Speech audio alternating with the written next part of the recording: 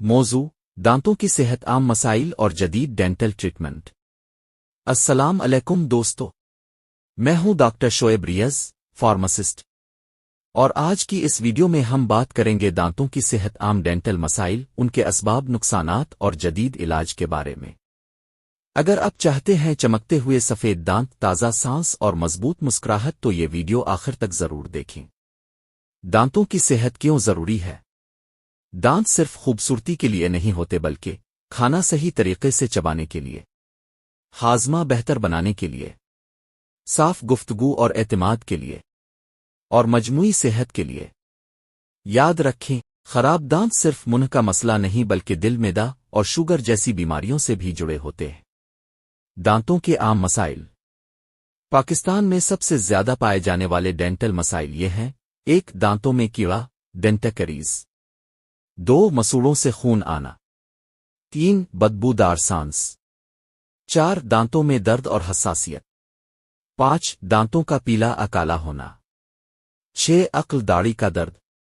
7 ٹیڑے مڑئی دانت۔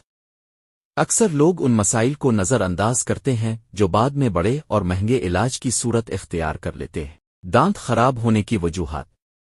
دانت خراب ہونے کی بڑی وجوہات: دن میں 2 بار برش نہ کرنا، میٹھے اور کولڈ ڈرنکس کا زیادہ استعمال، سگریٹ، پان، چھالیا، دانتوں میں خوراک کا پھنس جانا، باقاعدہ ڈینٹسٹ سے چیک اپ نہ کروانا۔